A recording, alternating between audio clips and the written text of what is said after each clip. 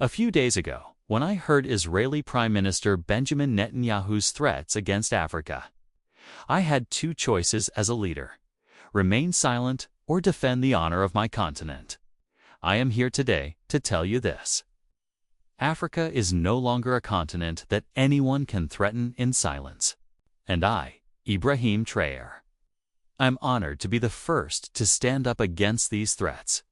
These powerful words echoed through the packed press conference hall in Ouagadougou, the capital of Burkina Faso. President Ibrahim Traoré stood before a forest of microphones, his expression resolute, his voice unwavering. The room fell silent as the weight of his declaration settled over the assembled journalists, diplomats, and citizens. This was no ordinary diplomatic statement. It was a watershed moment in African international relations, a direct challenge to one of the world's most influential leaders.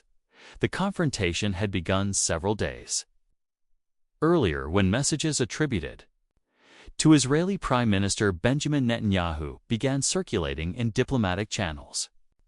According to multiple sources, Netanyahu had issued warnings to African nations considering support for Palestine in upcoming United Nations resolutions. The alleged message contained thinly veiled threats of economic and security consequences for countries that failed to align with Israeli interests. For decades, such behind-the-scenes pressure had been part of the standard playbook of powerful nations dealing with Africa. Threats, inducements, and manipulations had long shaped the continent's international positions, often forcing African leaders to prioritize powerful foreign interests over their own convictions or national sentiments. But something fundamental had changed. When the news of Netanyahu's alleged threats reached President Traoré, he did something unprecedented. Rather than engage in quiet diplomacy or simply acquiesce, he called a press conference and addressed the issue directly, publicly, and unapologetically. Let me make this crystal clear to you, Mr. Netanyahu, Traoré continued, leaning forward at the podium, his voice gaining intensity. Burkina Faso does not answer to Tel Aviv. We don't answer to Washington. We don't answer to any force that thinks it can buy us or bomb us into doing what they want. The room erupted in applause. Journalists scrambled to capture the moment. Relatively small African nation directly challenging a global power. It was a scene few had witnessed before. To understand the significance of this moment requires understanding Ibrahim Traoré himself. At 36 years old, Traoré was part of a new generation of African leaders emerging across the continent. After taking office in 2022, he had quickly established himself as a champion of African sovereignty and self-reliance. His domestic policies focused on strengthening Burkina Faso's independence through food sovereignty projects, national industrial development, and reducing dependency on foreign aid and imports. But it was his approach to international relations that truly distinguished him. Unlike many predecessors who carefully avoided confrontation with powerful nations, Traoré consistently emphasized the dignity and sovereignty of African nations in the global order. He had previously made headlines by expelling French military forces from Burkina Faso, ending what he called security arrangements that protected foreign interests while leaving our people vulnerable. This confrontation with Netanyahu, however, represented his boldest international stance yet. By directly challenging a leader known for his hardline positions and backed by significant American support, Traoré was entering uncharted territory. "I couldn't stay silent," Traoré explained later in the press conference. "Silence is what they expect from us. They expect us to be afraid, to bow our heads, to say, 'Yes, sir.' Us. But I'm not that kind of leader. Us. I'm here to fight for my people, for our dignity, and for our future." The press conference itself had not been planned in advance. According to sources close to the president, Traoré had called his communications team just hours after receiving intelligence about Netanyahu's threats. "We're addressing this publicly," he reportedly told them. "No prepared statements, no diplomatic language, just the truth. This spontaneity was evident in the raw emotion of his delivery. There was none of the careful wording typical of international diplomacy. None of the veiled language designed to maintain plausible deniability. Instead, Traoré spoke with the directness of someone who had made a moral decision rather than a political calculation. The response to Traoré's speech was immediate and electric. Within hours, video clips of his statements spread across social media platforms throughout Africa and beyond. Hashtags like #AfricaWillNotBow and We Stand with Traoré began trending across Twitter, WhatsApp, and Telegram. In Mali, Colonel Amy Goa, the transitional president, shared the clip on social media with a simple message: "My brother speaks for all of us." In Guinea, Madi Doumbouya issued a statement of solidarity across Telegram groups frequented by Pan-African youth. Traoré's words were being shared and celebrated as a rallying cry. These reactions weren't just expressions of support for Burkina Faso. They represented something deeper, a continental yearning for leaders willing to assert African dignity on the global stage. For generations, many Africans had watched their leaders defer to former colonial powers and other influential nations, often at the expense of their own citizens' interests. Traoré's defiance tapped into a profound desire for a different kind of international relationship. When I heard President Traoré speak, I felt something I haven't felt before.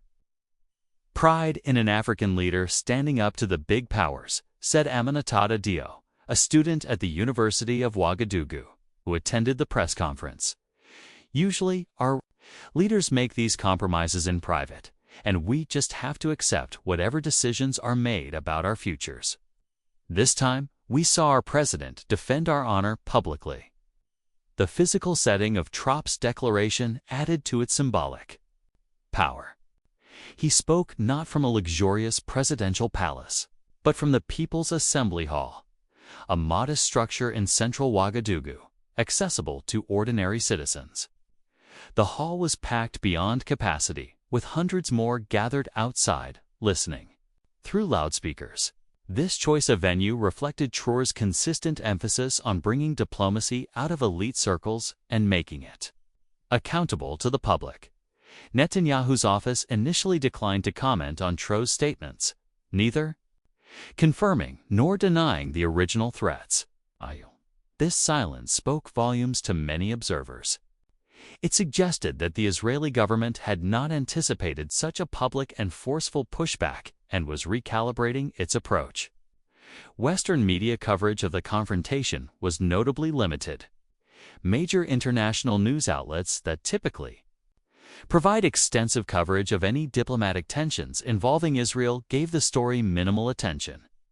This selective silence did not go unnoticed across Africa, where it was widely interpreted as further evidence of media bias. The Western media isn't covering this because it doesn't fit their narrative, explained Dr. Fatou Sow, a political analyst at the Pan-African Institute for Strategic Studies. They prefer stories about Africa that focus on crises, conflicts, or Western aid. A story about an African leader asserting sovereignty and challenging a Western ally doesn't match their framing of the continent. In the absence of mainstream coverage, alternative media channels across Africa amplified the story. Radio programs discussed the implications of Traoré's stance. WhatsApp groups shared translations of his speech in dozens of languages. Community gatherings in villages and urban neighborhoods became forums for debate about what this moment meant for African international relations. For Traoré, the confrontation with Netanyahu was about much more than a specific diplomatic disagreement. It represented a fundamental question of sovereignty. The right of African nations to make their own choices, set their own foreign policies, and determine their own futures without external coercion.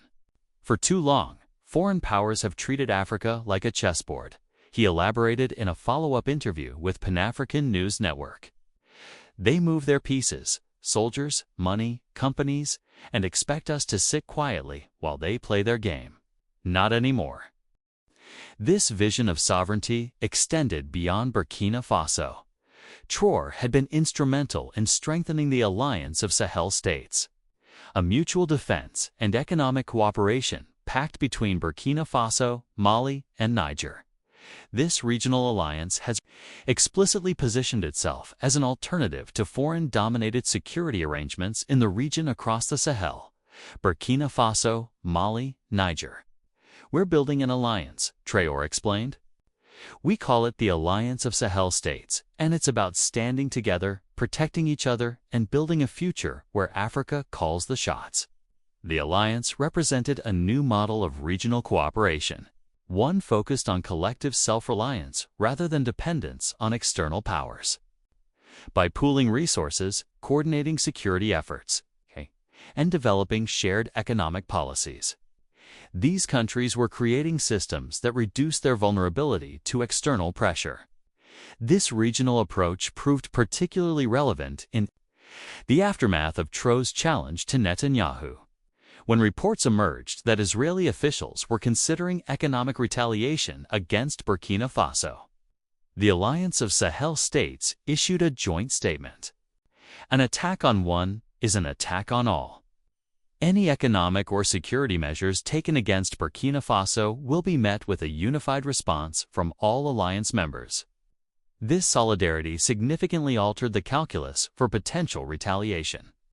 What might have been a manageable diplomatic spat with a single country now risked escalating into a regional confrontation. It was a tangible demonstration of how regional unity could strengthen African sovereignty. The confrontation also sparked important conversations about what sovereignty truly means in the modern world. For many African nations, formal political independence had not translated into genuine self-determination. Economic dependencies, security arrangements, and financial structures often kept them tethered to former colonial powers and other influential nations. Political independence without economic sovereignty is an empty shell.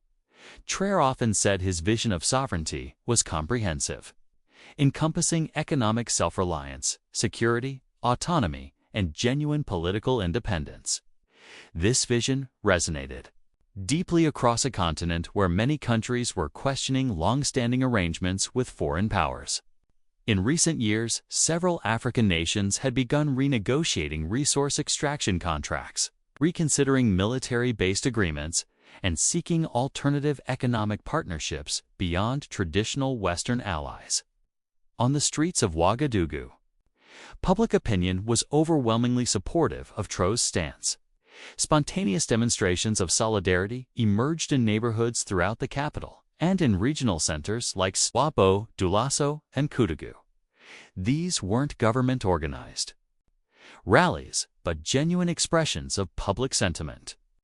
"Our president spoke what has been in our hearts for generations," said Ibrahim Traoré, a mechanic who participated in a solidarity march in Ouagadougou. "We are tired of being treated like children who can be threatened or bribed. We are a sovereign nation with our own dignity." This popular support provided crucial backing for Traoré's position. It demonstrated that his defiance wasn't merely a personal stance, but reflected the will of his people. This alignment between leadership and popular sentiment represented a powerful force in international relations, one that external pressures would struggle to overcome. Traoré's stance against Netanyahu accelerated conversations about sovereignty across the continent. Leaders who had previously been hesitant to challenge powerful nations now faced domestic pressure to show similar resolve. Citizens began questioning why their governments continued to accept conditions and pressures from former colonial powers and other influential states. What Traoré did was remove the aura of inevitability, explained Professor Jean-Paul Arago, a political scientist at the University of Dar. For decades, our leaders have operated under the assumption that certain powers cannot be challenged, that certain compromises must be made. He showed that an alternative is possible, that African leaders can say no when outside pressure contradicts their national interests or dignity. This shifting dynamic was particularly evident in the lead-up to a crucial United Nations vote on Palestinian statehood. Historically, many African nations had tailored their votes to avoid antagonizing the United States or other powerful allies, regardless of their population's sentiments. In the wake of TRI's public stance, several governments announced they would vote according to their own principles rather than external pressure. When the vote came, 16 African nations that had previously abstained on similar resolutions voted in favor of Palestinian rights. While many factors influenced these decisions, diplomats privately acknowledged that Traoré's public defiance had created space for others to follow their convictions, beyond its immediate diplomatic implications. Traoré's challenge to Netanyahu tapped into deeper historical currents within African politics. It evoked memories of earlier generations of African leaders who had taken principled stands against global powers. Figures like Thomas Sankara of Burkina Faso, Patrice Lumumba of Congo, and Kwame Nkrumah of Ghana. These connections were not coincidental. Traoré had explicitly positioned himself as an inheritor of Sankara's legacy in particular. Sankara, who led Burkina Faso from 1983 until his assassination in 1987, had been known for his unwavering commitment to African dignity and self-reliance. His famous assertion that he who feeds you controls you had become a guiding principle for Traoré's administration. In his office in the presidential building, Traoré kept a portrait of Sankara prominently displayed. Visitors often noted how he would glance at it during difficult discussions as if seeking guidance from his predecessor. This symbolic connection to Sankara provided both inspiration and a sobering reminder of the risks associated with challenging established power structures by confronting Netanyahu so directly. Traoré was consciously placing himself within this tradition of African resistance to external domination. He was also inviting comparisons and the associated risks. Many of the leaders who had most forcefully challenged global power structures had met violent ends, often with the covert involvement of foreign intelligence agencies. These historical parallels were not lost on the Burkinabe people. Security around the presidential palace was visibly increased in the days following Traoré's speech. Citizens organized volunteer watch groups in neighborhoods throughout Ouagadougou.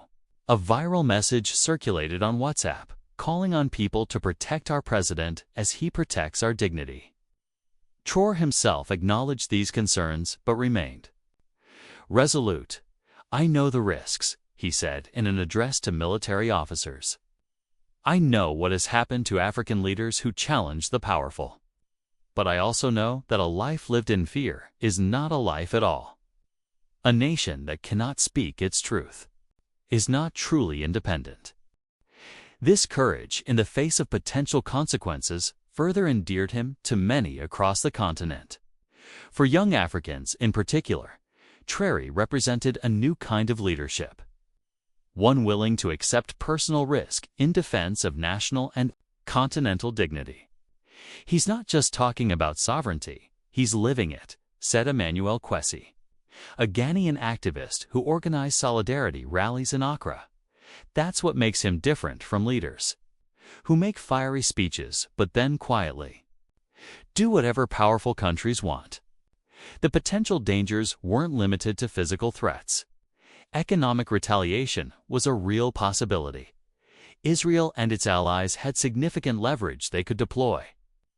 From trade restrictions to blocking international loans or development assistance, many observers expected swift, punitive measures aimed at forcing Burkina Faso back into line.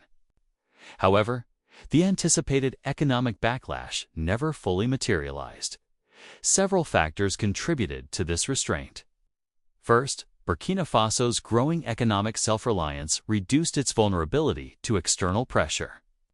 Food sovereignty initiatives, local manufacturing development, and regional trade agreements had created buffers against economic coercion.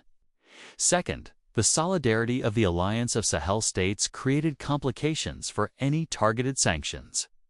Measures against Burkina Faso alone would likely trigger retaliatory actions from Mali and Niger, potentially escalating the situation beyond what was diplomatically manageable.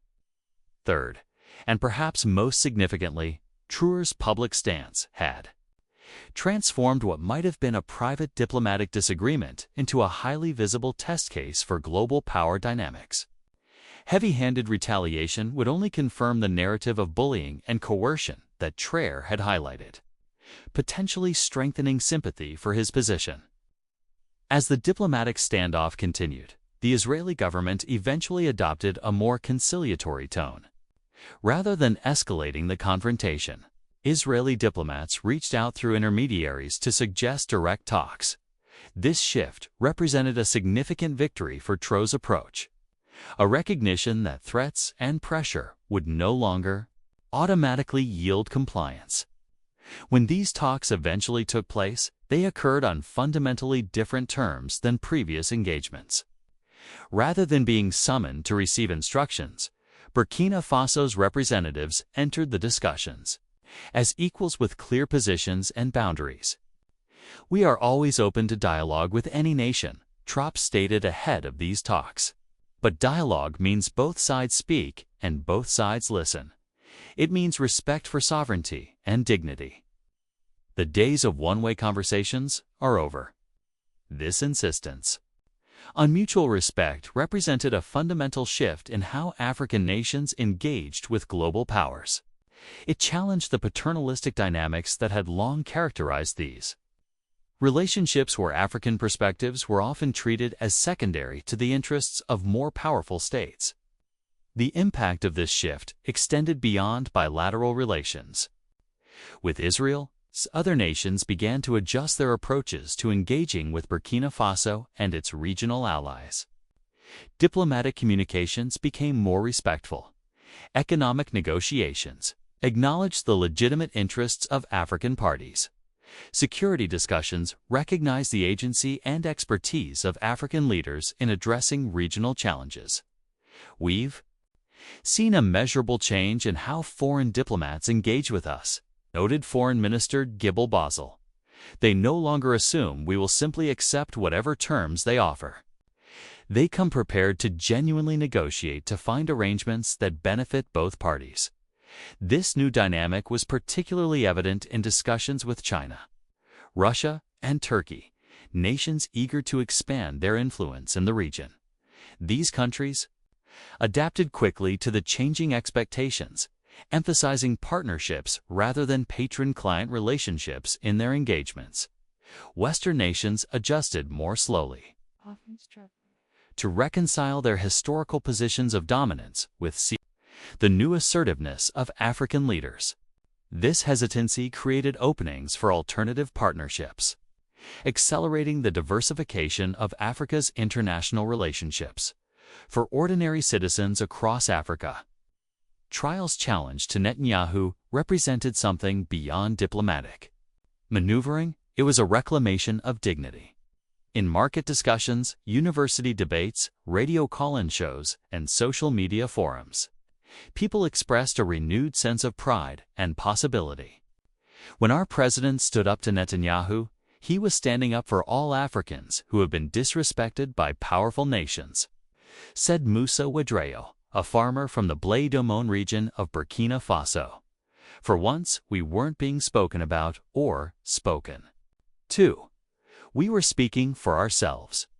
This sentiment was echoed in communities across the continent. From fishing villages in Senegal to urban centers in Kenya, Traoré's words resonated with people who had long felt their nations were treated as pawns rather than equals in global affairs. The confrontation also created unexpected opportunities for Pan-African solidarity. Organizations across the continent organized events under banners like One Africa, One Voice, and Standing Tall Together. These gatherings went beyond simply supporting Traoré. They became forums for discussing broader questions of African sovereignty and unity. What Traoré did was remind us that our struggles are connected, explained Fatima Tai, an organizer of solidarity events in Dar. When one African leader stands up to external pressure, it creates space for all of us to reimagine our place in the world. This reimagining extended into cultural expressions as well. Musicians released songs celebrating trough stance. Artists created murals depicting the confrontation. Poets composed verses about African dignity and resistance. A cultural renaissance accompanied the political awakening with creative works. Exploring themes of sovereignty, self-determination, and Pan-African unity. 6 months after the initial confrontation, Traoré addressed the African Union Summit in Addis Ababa. His speech crystallized the lessons and implications of the standoff with Netanyahu.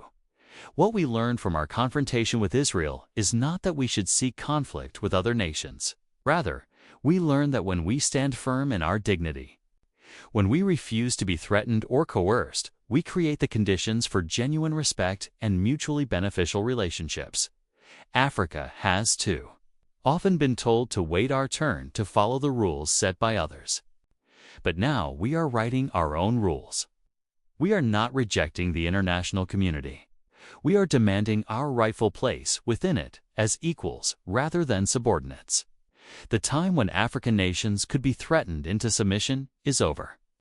The time when our resources, our votes, our futures could be controlled by others is finished. We stand today not as supplicants, but as sovereigns ready to work with any nation that respects our dignity, but unwilling to compromise our fundamental right to self-determination. The applause that followed was not merely approval for a speech well delivered. It was recognition of a transformation in process, a shift in how African nations position themselves in relation to global powers.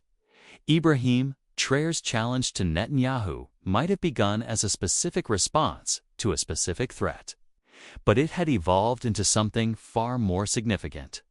It had become a catalyst for reconsidering long-standing patterns of international relations, a symbol of African assertion and a rallying point for a continent increasingly determined to control its own destiny. As Traoré left the podium at the African Union, leaders from across the continent lined up to shake his hand. Some were traditional allies. Others had been skeptical of his confrontational approach. But all recognized that something fundamental had changed. A new chapter in African international relations had begun. One in which threats from powerful nations would be met not with quiet acquiescence, but with principled defiance. Now, in the years that followed, this moment would be remembered as a turning point. The time when Africa began to truly stand tall. Music,